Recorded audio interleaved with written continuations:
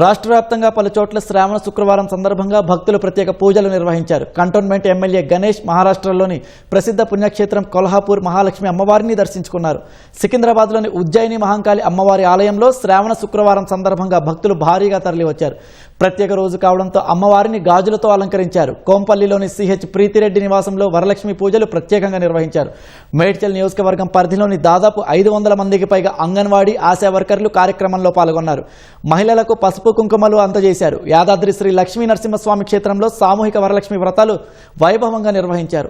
ఆలయ అధికారులు ఉచితంగా వ్రతాలు చేయించే సదుపాయాన్ని కల్పించారు. శ్రావణ శుక్రవారం సందర్భంగా మహబూబాబాద్లోని పలు దేవాలయాల్లో మహిళలు భక్తి శ్రద్ధలతో సామూహిక వరలక్ష్మి వ్రతాలు నిర్వహించారు. లక్ష కుంకుమార్చన కార్యక్రమంలో మహిళలు పెద్ద సంఖ్యలో పాల్గొన్నారు. మంచిర్యాల జిల్లా మందమర్రిలోని దుర్గామాత ఆలయంలో శ్రావణ శుక్రవారం పురస్కరించుకొని ప్రత్యేక పూజలు నిర్వహించారు. ఆలయ అర్చకులు భవానీ మంత్రోచ్చరణ నడుమ మహిళలు భక్తి శ్రద్ధలతో వ్రతం ఆచరించి మొక్కులు చెల్లించుకున్నారు.